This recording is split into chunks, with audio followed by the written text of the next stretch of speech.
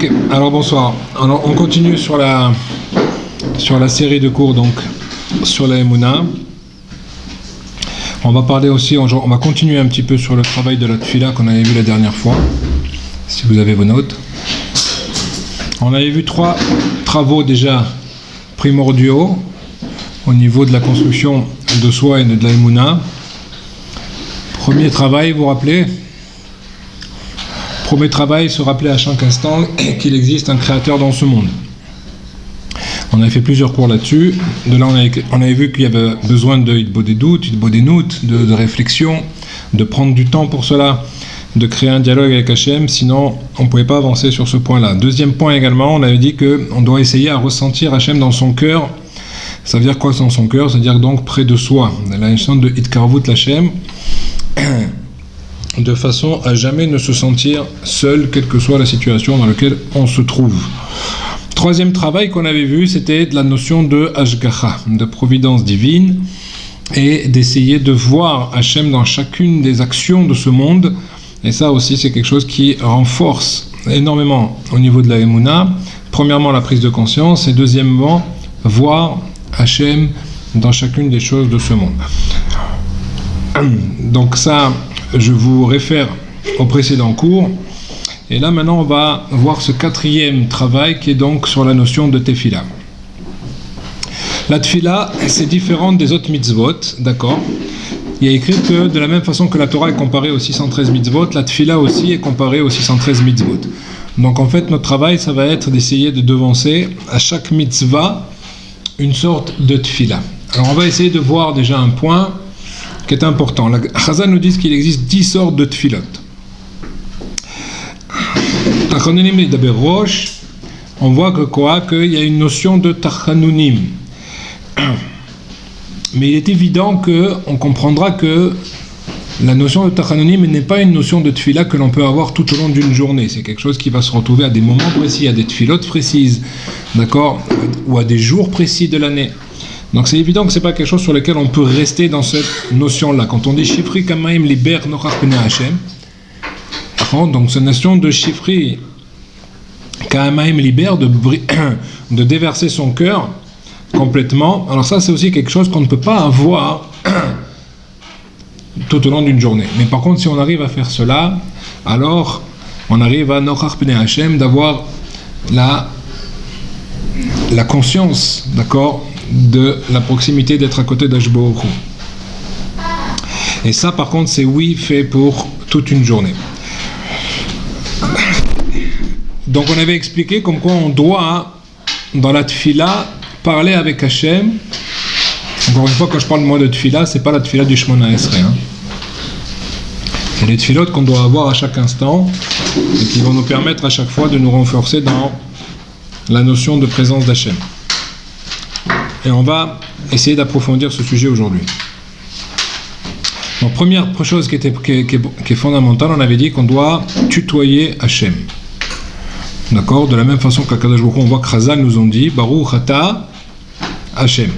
Donc Hachem, c'est vadaï que c'est un Torah maintenant qui n'est pas une notion de tutoiement. Mais on doit parler à Hachem. Pourquoi ? Parce que si on n'arrive pas à cette notion-là de tutoiement, alors on va garder une distance qui va nous empêcher justement de parvenir à ce à quoi la Tfila doit nous faire aboutir. Comme il est écrit dans le Messiat Yesharim, Kedaber ish el reu. C'est ça une vraie Tfila. Tu dois parler avec Hachem quand tu parles à ton ami, comme tu parles à quelqu'un de proche. Comme ça nous dit le Ramchal. Et au-delà de cela, la Tfila qui m'intéresse aujourd'hui, c'est la Tfila qui va devancer chaque mitzvah. Je vais prier, on doit faire une Tfila qu'Hachem nous aide à prier. Je vais étudier, alors Hachem, aide-moi à comprendre ce que je vais étudier, que ces choses pénètrent dans mon cœur, que ces choses soient retenues, que je puisse me transformer avec ça. Je vais aider une amie, je vais faire un chesed, je vais faire quelque chose, fasse que maintenant cette chose-là, elle soit canalisée comme il faut, que ce soit vraiment quelque chose qui soit utile pour l'autre, etc. Normalement, on ne doit pas passer 3 minutes sans tefila. On doit arriver à une tefila permanente avec Hachem, avec un dialogue continu avec Hachem. Même quand je vais acheter quelque chose, on avait vu, rappelez-vous, que même en faisant nos commissions, on peut avoir un shiur de Emouna extraordinaire. Vous vous rappelez que les cours qu'on avait fait là-dessus, comment choisir les choses, quelles choisir, qu'est-ce que je vais acheter, ou je vais acheter une robe, quelle robe, comment, etc.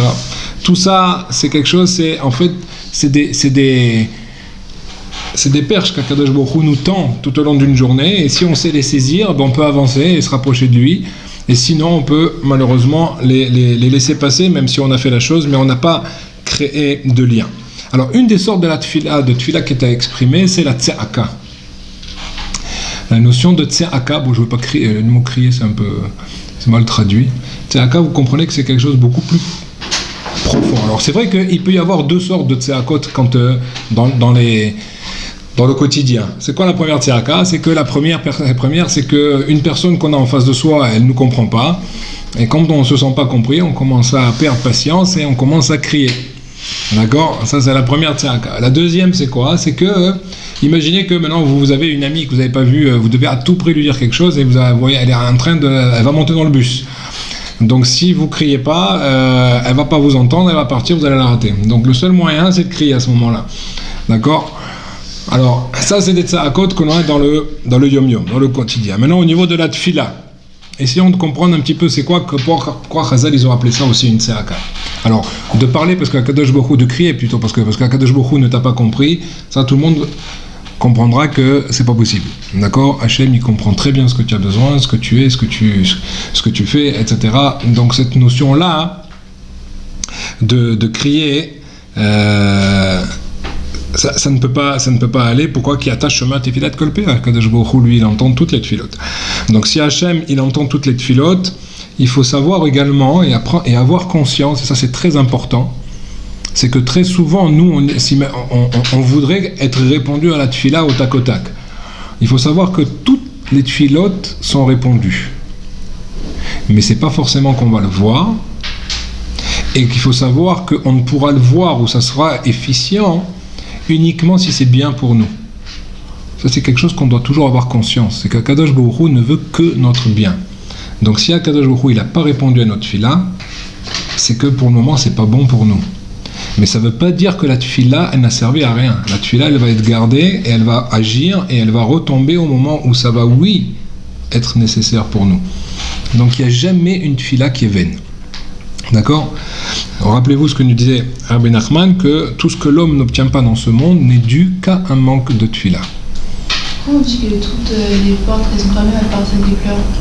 Encore, ça c'est des niveaux au niveau de la tfila, c'est vrai. Toutes les portes sont fermées parce qu'avant il y avait des portes pour pouvoir où les gens savaient prier. Ils savaient prier, donc ils étaient mechavnim maintenant par rapport à ces portes-là. Et donc les portes de la tfilot elles montaient. Aujourd'hui il n'y a plus beaucoup cela. C'est une fois il y a le Baal Shem Tov, il est rentré dans une synagogue.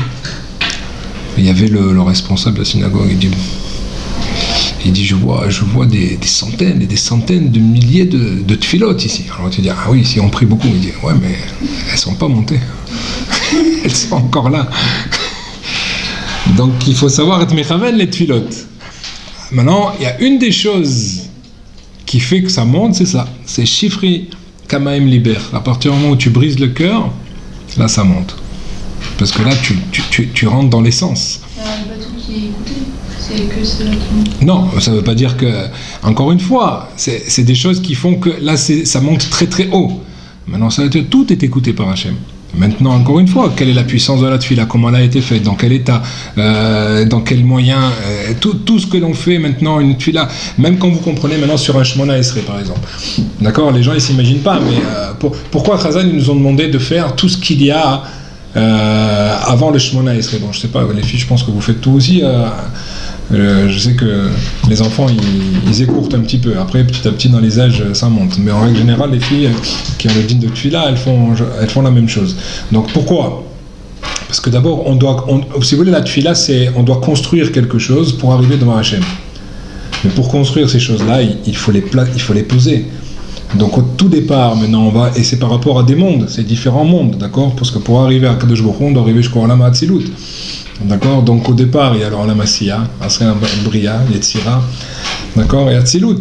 Donc ça correspond, c'est quoi le Olam HaAsiya? C'est le monde de la matière, le monde de la matière. Donc on dit les korbanot. Au départ, on dit les korbanot. Bon, les filles, je pense qu'il n'y en a pas beaucoup qui doivent le dire. Mais en tout cas, il y a les korbanot qui sont là, qui vont poser maintenant la base de la tfila. Sur ça, on va poser le deuxième étage. c'est tout l'Olam du Yetzira. D'accord? Donc tout ce qui est avant le Yotzer d'Afka. D'accord? C'est un autre niveau. Après, il y a le monde des anges. Donc là, on va en passer dans la notion, dans l'Olam Abriya. Et donc là, ça va être toute la notion de Ahava Ve'irat Hashem. Ensuite, on va prendre sur soi le Ol Malchut Shamayim. Et ensuite, on va arriver à la Tfila du Shmona Esrei. Et la Tfila du Shmona Esrei, là, on va être en haut de la pyramide.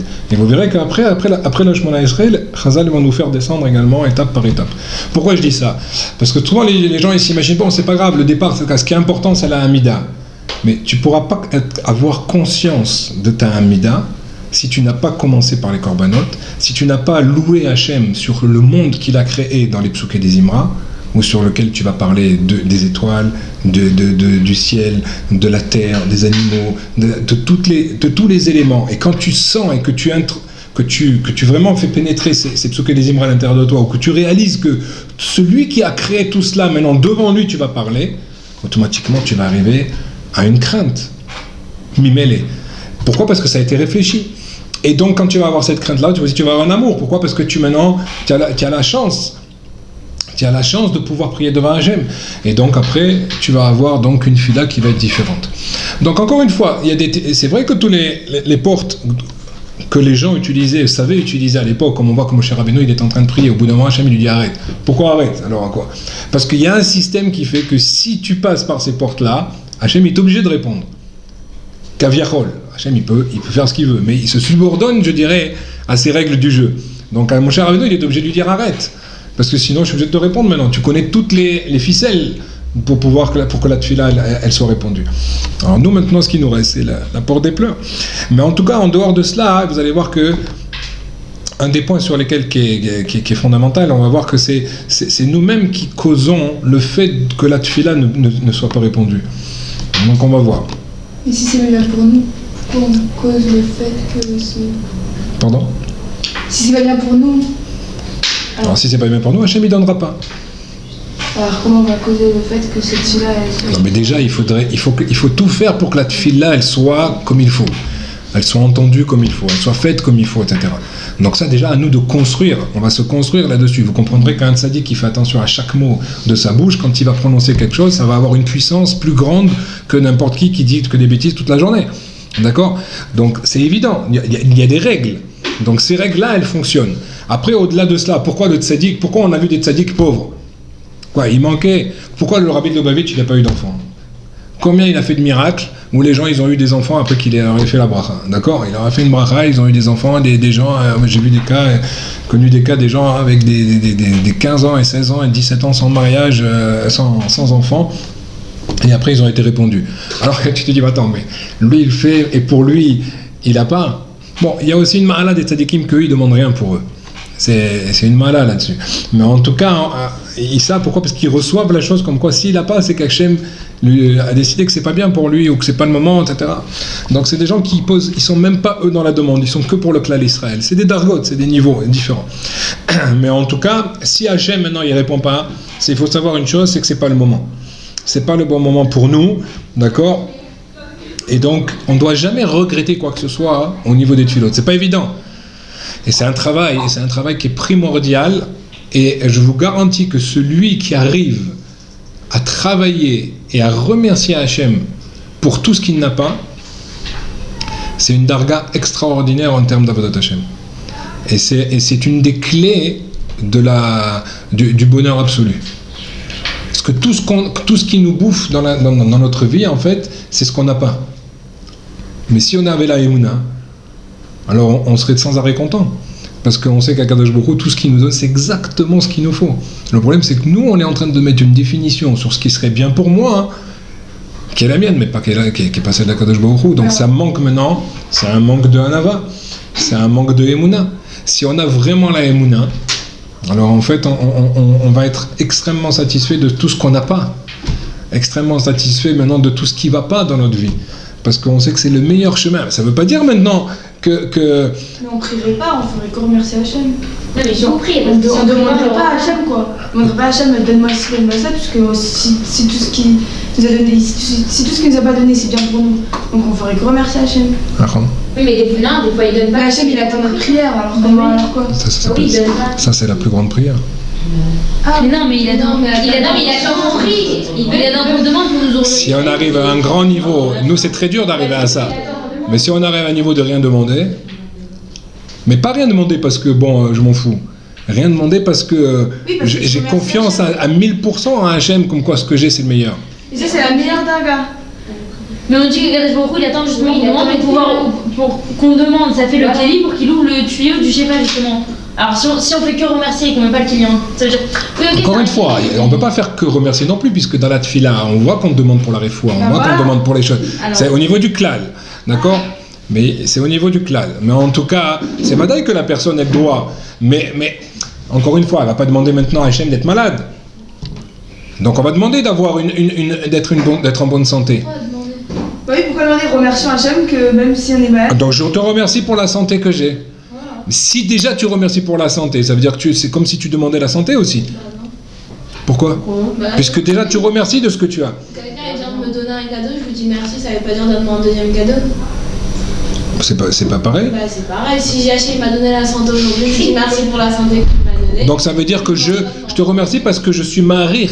Je mets une valeur dans ce que tu me donnes. Voilà, ça veut pas dire que j'en demanderai, ça veut dire que bah si je suis conscient de te demander la santé, bah tu vois bien, attends. Non, on a dit remercier, pas demander. C'est quoi remercier? Ça veut dire je te dis merci de m'avoir donné la santé. Donc je suis content d'avoir cette santé, non? Tout à fait. Donc ça veut dire que je suis... Donc si ça peut continuer, ça serait bien. Mais oui, mais ça veut pas dire que quelqu'un qui dit un enfant qui dit merci papa de m'avoir acheté une bicyclette, ça veut dire quoi? Ça veut dire qu'il a envie d'en profiter encore. C'est pas merci, je te la reprends. Laisse-la moi. Non, mais il me semble, quand vous donnez un cadeau, c'est pas pour lui reprendre. Pour le matin, on a toujours été prier, mais prier pour avoir On en parlera du mazal peut-être un jour, mais c'est encore une paracha ça. C'est encore une paracha. En tout cas. J'ai juste une autre question. Hachem, quand on a appris que quand Hachem il a créé le monde, il a tout créé, mais il a tout laissé sous la terre pour que Adam il fasse la tfila.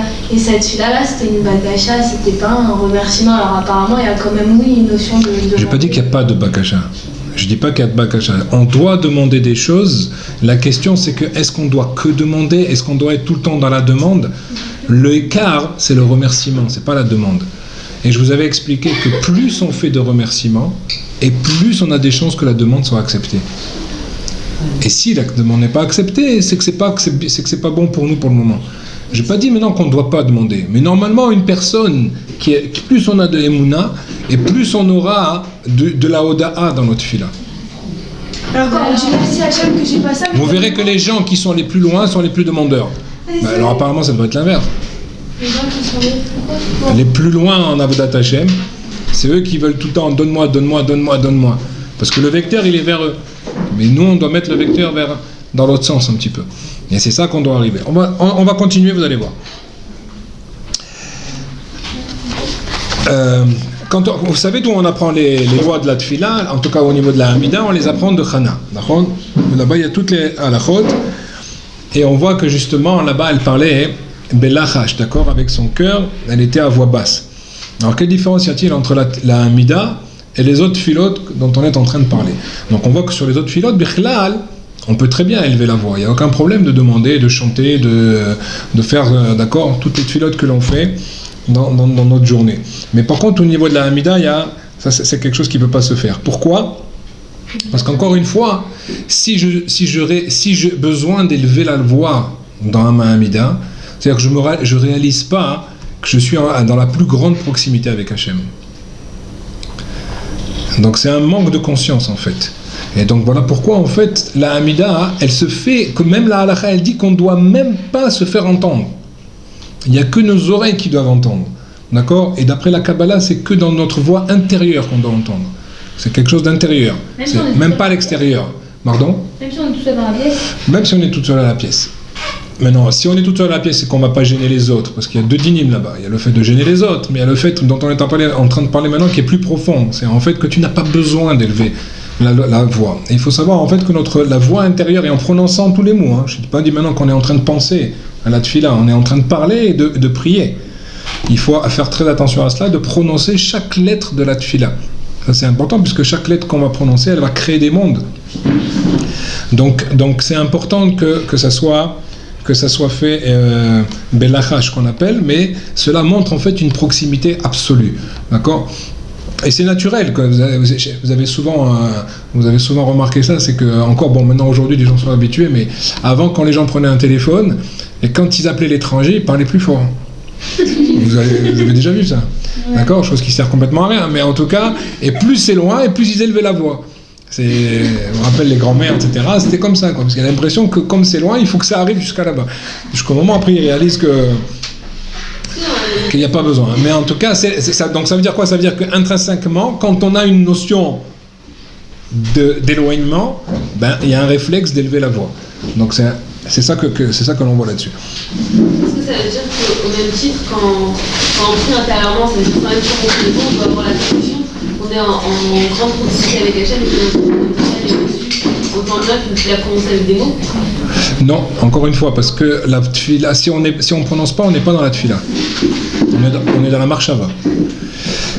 Et la marshava, elle n'est pas au niveau de la tfila. La tfila, encore une fois, c'est qu'il y a besoin. La tfila, hein, il y a besoin de prononcer parce que les mots, ils créent.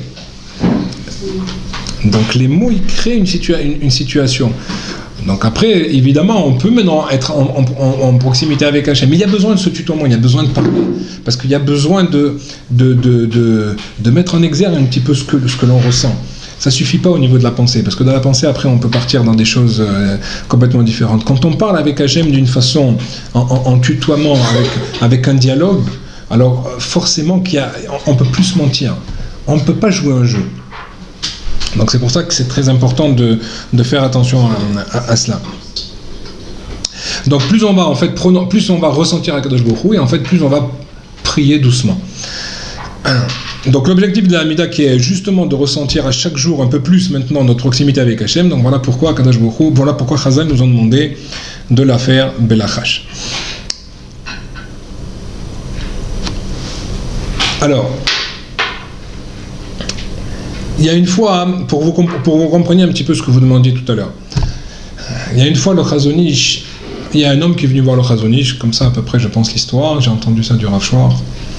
Un homme il est venu voir le Chazon Ish et le Chazon Ish il a vu qu'il avait des chaussures trouées.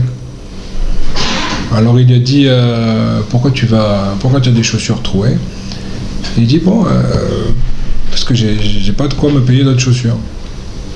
Alors le Chazon Ish lui a demandé, mais tu as demandé à Hachem? Alors le chassid il a dit non, je ne vais pas demander pour des choses aussi petites. J'ai acheté la crainte de la honte. Le Chazon Ish il a dit ça ne s'appelle pas Yirat HaBoshet, ça s'appelle que tu n'as pas conscience de ta relation avec Hachem. Ça veut dire quoi? Il dit maintenant si ton père, si tu devais demander quelque chose à ton père, d'accord, imagine que quand tu étais un enfant ou quand tu étais plus jeune, si tu avais besoin de chaussures, tu aurais demandé à ton père? Oui. Hein? Ben d'accord que tu aurais demandé. Et si ce n'est que maintenant que tu sais que ton père il n'a pas les moyens, tu n'oses pas lui demander.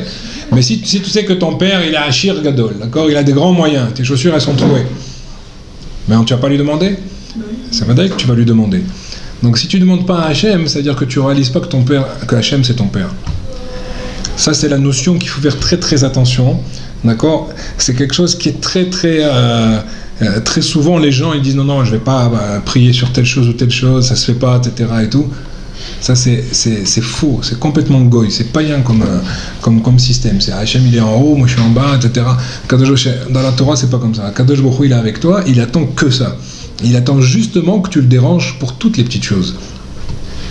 Donc si on réalise qu'Akadosh Baruch Hu il a tous les moyens, Ayad Hashem Tiktzor, d'accord, Akadosh Baruch Hu il n'a pas de limite, d'accord, donc si tu ne demandes pas ça, ça veut dire qu'en fait tu as un manque de prise de conscience de ta proximité avec Hachem, et c'est pour ça que tu ne demandes pas. Et toi tu traduis ça comme Kiilou, j'ai de la crainte, mais c'est une crainte qui est mal placée, c'est pas ça la crainte c'est devant la hiera, c'est devant la faute qu'on doit faire attention sur ces choses-là. Maintenant si on approfondit un petit peu plus la chose. Qui a décidé que les chaussures se trouvent? C'est Hachem. D'accord? Qui c'est qui a décidé que tu aies des chaussures d'abord? C'est Hachem qui t'a donné l'argent. Donc Hachem t'a donné l'argent pour que tu aies les chaussures. Maintenant, Akadosh Baruch Hu, il a décidé qu'elle se trouve. D'accord? Il y en a certains, ils ont des chaussures depuis 10 ans. Et l'autre, comme ils disent l'autre, là, 2 paires au prix d'une, d'accord? Une pour l'aller, une pour le retour. Parce que, d'accord? Tellement c'est de la cam. D'accord? Donc, tu vois bien que c'est Akadosh Baruch Hu qui décide maintenant cette notion-là. Ça veut dire que tant qu'il y avait ce besoin que tu aies des chaussures, Akadosh Baruch Hu, il a fait qu'elles ne se déchirent pas. Maintenant, Akadosh Baruch Hu, il a décidé différemment. Donc en fait, c'est de la Hashgacha, ça.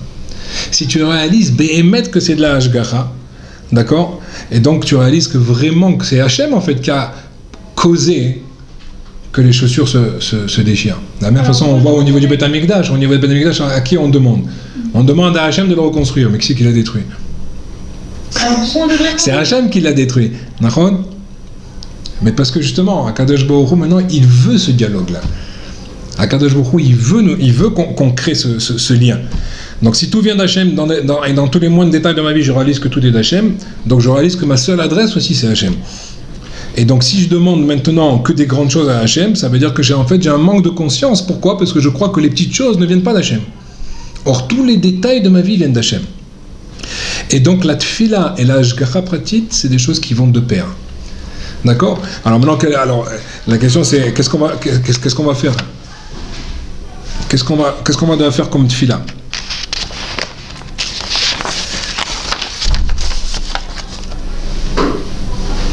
Déjà, il faut comprendre que plus l'homme va avoir cette conscience de hashgacha pratit, et plus il va se renforcer en tfila. Et ce qui va lui permettre justement de prier dans les moindres détails de sa vie. Et donc, plus il va rentrer, c'est un système de va-et-vient, si vous voulez. C'est que plus j'ai de Emouna, plus je réalise l'Hashgacha, plus je réalise l'Hashgacha, plus je fais les tfilot, plus je fais les tfilot, plus je renforce ma Hashgacha, etc., etc. C'est un système qui va, petit à petit, dans l'homme, et c'est goutte à goutte. C'est pas des choses qui se font du jour au lendemain. Encore une fois, tout le travail que je montre sur cette série de cours, c'est pas des choses que vous allez atteindre, ni vous ni moi, d'accord, en un jour. Mais si on commence pas le travail, on n'y arrivera jamais. Donc il faut avoir cette conscience. Pourquoi maintenant je dois les prier? À quoi elle sert ma tfila? Vous comprenez? Là on est en train d'atteindre maintenant, de toucher un petit peu la nekuda que vous demandiez tout à l'heure. Donc il faut réaliser cela que comme on dit maintenant, Chazal ils disent que Dvarim ayotim el alev nichnasim el alev. D'accord? Mais il faut savoir que c'est pas forcément entre moi et mon prochain. Il faut que ça soit entre moi et moi-même aussi. Il faut que ça pénètre à l'intérieur de moi. Rappelez-vous l'histoire de Rabbi Akiva. D'accord? Rabbi Akiva avec le rocher.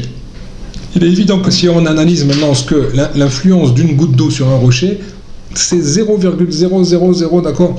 C'est rien. C'est évident que ça peut... mais si je ne peux pas me permettre de regarder ça sur une analyse ponctuelle.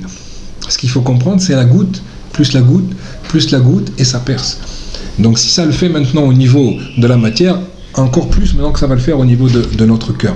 Mais donc il faut comprendre que notre travail doit être justement de croire au plus profond de notre être que tout ce que nous prononçons chaque jour dans notre philode, tout ce que l'on va dire, c'est des choses qui vont me permettre de pénétrer à travers mon cœur et d'arriver maintenant au but. Donc si l'on souhaite qu'Hachem y reçoive notre philode, alors il faut comprendre que la première chose que je dois faire, c'est de façonner le kéli qui va me permettre de recevoir la bracha d'Hachem. Et c'est dans ce sens-là aussi que je dis que la Hoda'a, elle est extrêmement importante, parce que plus je remercie, et plus je réalise la Hashgacha. Parce que vous comprenez la différence, parce que plus je remercie, c'est-à-dire plus je réalise d'où ça vient. Donc j'ai une conscience totale maintenant de la Hashgacha pratit. Donc la tfila c'est quoi? La tfila c'est le kéli en fait de la Emouna. Plus le kéli il est grand, et plus il peut recevoir maintenant les brachot qu'Akadosh Baruch Hu veut me donner. Donc en fait c'est moi qui façonne mon kéli à travers mes tfilot. D'accord? Et que ce soit les brachot de parnassa, de bracha, d'atzlacha, dans tout ce que vous voulez. Mais si je cantonne uniquement mes demandes à des détails, alors automatiquement je vais restreindre ce kéli. Donc moi mon but c'est quoi? C'est que le travail ça va être de faire grandir maintenant chaque jour le kéli de façon à ce que toutes nos propres tfilotes puissent être reçues. Et plus on grandit, plus on grandit dans la Emouna, et donc plus on grandit dans la Hashgacha Pratit, et plus notre tfila, elle devient en soi une vraie tfila. C'est ça que, regardez bien, d'accord, cette notion-là, elle est extrêmement importante, parce que de la même façon que la goutte sur le rocher dont on en a parlé, dans notre Avodat Hashem, chaque tfila, elle va jouer un rôle primordial si elle est faite de quoi? Dans le but d'ancrer en moi la Emouna dans l'Hashgacha. Parce que ce que je suis en train de dire, c'est quoi? C'est qu'en fait, très souvent, on fait une tfila, mais on regarde que la totsa de la tfila, c'est que ce que je dis. Maintenant, j'ai besoin de ça, je vais demander ça à Hachem. Donc, si je réalise que c'est d'Hachem, c'est déjà un niveau. Mais en soi, il y a autre chose là-dedans. C'est que, en fait, c'est que la tfila, elle va me permettre à moi de réaliser ce que Hachem me donne. À moi de réaliser que tout vient d'Hachem. Au-delà de ma demande. Vous comprenez? Au-delà de ma demande. À Kadosh Baruch Hu, je reprends le cas des chaussures. D'accord? Akadosh Baruch Hu, tu m'as donné des chaussures. Je te remercie. Merci à Hachem d'avoir donné des chaussures grâce auxquelles j'ai pu aller en Beth Midrash, j'ai pu aller là, j'ai pu faire ça, tout ce que j'ai fait avec ces chaussures. D'accord? Il faut le savoir, il faut détailler ces choses-là. Ça paraît complètement ridicule, mais il faut détailler ces choses-là parce que plus vous allez faire ça, et plus vous allez créer un lien extrêmement fort avec Akadosh Baruch Hu, parce que vous allez pas vous cantonner à ce que le Chazal ils nous ont dit maintenant au niveau de la tfila. Il faut que ça rentre dans les détails de chaque jour, dans chaque chose qu'on a fait dans chaque jour. Donc aujourd'hui Akadosh Baruch Hu, voilà, ces chaussures elles sont trouées, et je sais que c'est toi et uniquement toi et que c'est ta volonté qui en a voulu ainsi qu'elles soient trouées, et je l'accepte. D'accord? Maintenant cependant c'est l'hiver. Si je continue comme ça, je risque d'être malade, je risque avoir les pieds trempés toute la journée, d'accord? D'accord, je prends un exemple un petit peu gros, mais vous aurez compris. Et donc, il faut énumérer également les choses, les conséquences que ça peut avoir, d'accord? Donc ça peut être dangereux pour la santé, etc. Mais maintenant, je sais que quoi? Je sais que la seule adresse pour avoir d'autres chaussures, c'est à toi, Akadosh Baruch Hu, personne d'autre, d'accord? Donc je viens prier devant toi, pourquoi? Parce que j'ai un besoin ici. Donc au-delà de la Oda'a, de ce que j'ai eu, maintenant j'ai un besoin. Sur ce besoin-là, il est tout à fait légitime que je fasse une bakasha. Ce qui est important, vous comprenez la différence? J'ai analysé maintenant la chose, j'ai analysé mon besoin, et là je fais une bakasha. Je ne suis pas que dans la bakasha. Tout ce qui a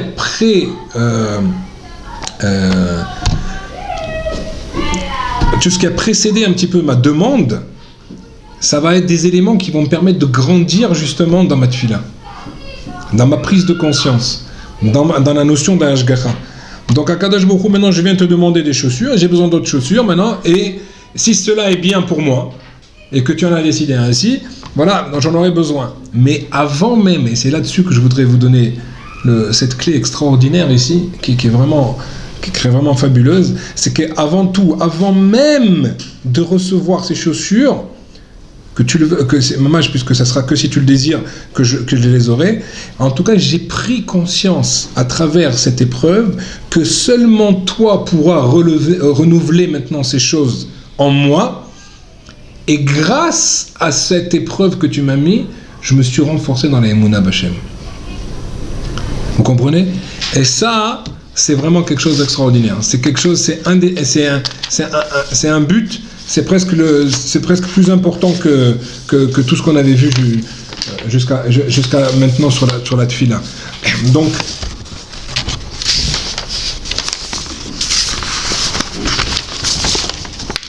Donc en résumé, on a vu quoi? On a vu qu'il y a 3 objectifs dans la tfila. Premièrement, c'est avoir cette conscience comme quoi il n'y a que Hachem, d'accord, et que on doit demander à Hachem dans les moindres détails de tout ce qu'on a besoin. Donc je rejoins là-dessus comme quoi on doit faire des bakashot, mais attention ne pas limiter à ça, parce que malheureusement on arrive sans arrêt à un système où Hachem, on a appris à prier, mais donc c'est sans arrêt donne-moi. Donc on a mis le vecteur vers l'extérieur. Alors là il faut essayer tout le temps d'inverser un petit peu le sens. Deuxièmement, on crée en nous la Emouna dans la Hashgacha pratique. Et donc, quand on va voir et quand on va énumérer ces choses-là, eh bien, on va comprendre maintenant combien Kadosh Baruch Hu, il nous donne à chaque instant. Et donc, croyez-moi, ça va donner aussi un amour envers Hachem beaucoup plus fort, parce qu'on va réaliser tout ce qu'il nous donne. Et il y a une notion qui est innée dans l'homme, qui est intrinsèque à l'homme, c'est que quand il le reçoit, il a une notion d'Hakarat Hatov. Sauf si vraiment il s'est détruit complètement, mais en tout cas on parle d'un homme, quelqu'un d'équilibré. Hachem, il a mis ça dans le Teva, d'accord, la notion de Hakarat Hatov quand il reçoit de vouloir rendre la chose. Alors Hachem, on ne peut pas rendre, donc là ce qu'on peut donner, c'est la seule chose qu'on peut lui rendre, c'est dire merci. Et c'est pour ça que c'est tellement important, tellement c'est fort ces notions-là. Et troisièmement, au-delà de ces choses-là, de cette prise de conscience, de Emouna, de Hashgacha, je dois également, la tfila va me permettre surtout d'avoir une reconnaissance de réaliser qu'Hachem me donne le mérite de prier. Et ça, c'est un des points les plus importants, et c'est une des raisons pour lesquelles Akadosh Baruch Hu nous crée des manques. C'est pour ça que ceux qui ont été le plus maudits, c'est qui? C'est pas ceux qui n'ont rien eu, au contraire. C'est ceux qui ont tout eu et qui n'avaient plus rien à demander. Les Égyptiens, Akadosh Baruch Hu tellement les détestait qu'il leur a mis le Nilus. Pourquoi? Pour qu'ils ne jamais ne prient pour la pluie. Il n'y a pas de pluie en Égypte. C'est le Nil qui monte. D'accord? Et ils en ont fait un dieu, etc. Évidemment. D'accord? Mais tu me dis, mais c'est une énorme bracha, ça. Parce qu'en fait, tous les champs, directement, ils sont inondés, d'accord? Et tout est arrosé d'un coup. Pourquoi? Parce qu'ils ne veulent même pas entendre leur prière pour la pluie.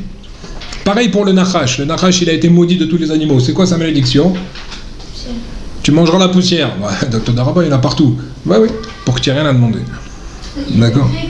Pardon? Parce que vous dites qu'il ne veut pas entendre ses prières. Après qu'il ait fauté. C'était pas avant. Après qu'il ait fauté, au départ il n'était pas comme ça. Mais après qu'il ait fauté, qu'il va le mettre à ramper, alors au départ il était sur la 4 pattes, le serpent.